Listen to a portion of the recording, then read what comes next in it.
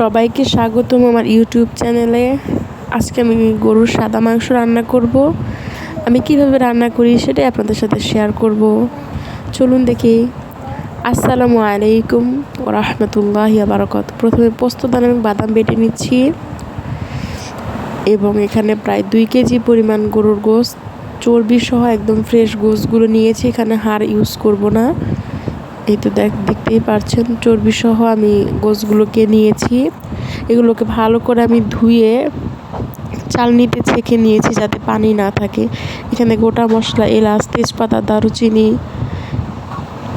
এবং সব রকমের লবঙ্গ আমি দিয়ে দিচ্ছি পরিমাণ মতো। এখানে আমি বাদাম বাটা দিলাম প্রায় 1.5 টেবিল চামচের মতো, পোস্তদানা বাটা দিলাম প্রায় 2 টেবিল চামচের মতো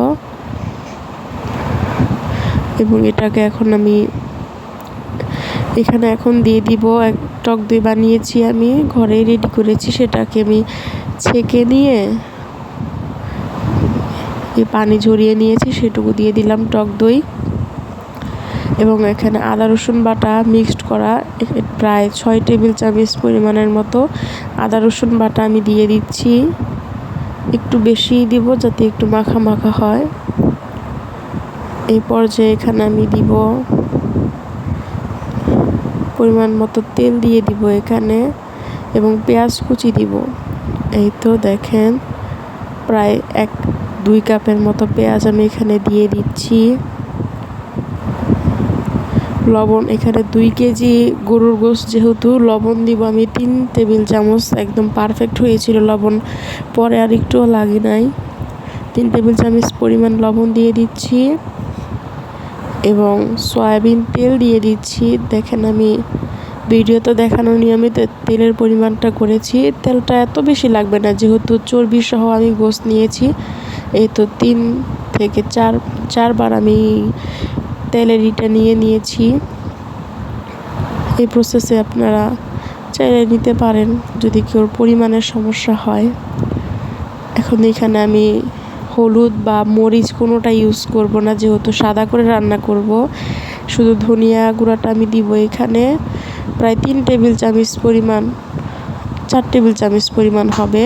এখানে আমি ধনিয়া গুঁড়া ইউজ করেছি পার কেজিতে 2 টেবিল চামচ পরিমাণ করে, যেহেতু 2 কেজি গোশত সেই জন্য 4 টেবিল চামচ পরিমাণ আমি এখানে দিয়ে দিলাম।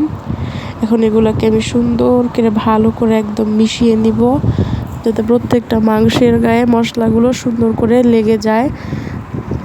এবং দেখেন একটুও পানি নেই, পানিগুলো আমি ছেঁকে নিয়েছি এবং এখানে প্রায় আমি 2 টেবিল চামচ পরিমাণের মতো টমেটো সস দিয়েছি।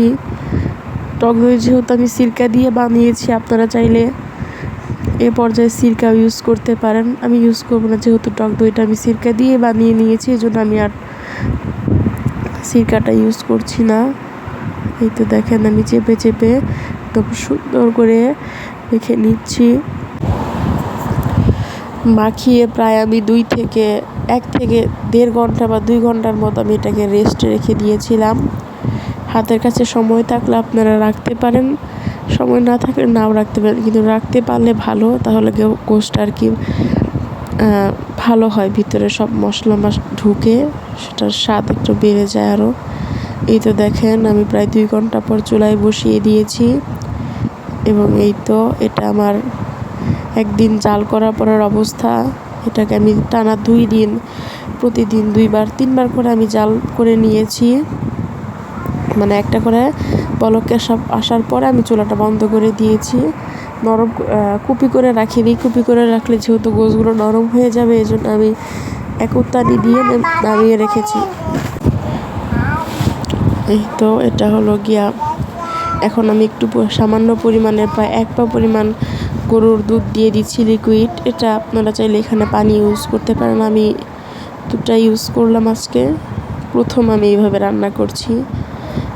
এই তো দেখেন তেলটা উপরে উঠে এসেছে। এ পর্যায়ে আমি এখানে 2টা বোম্বাই মরিচ এবং কাঁচা মরিচ দিয়ে দিচ্ছি।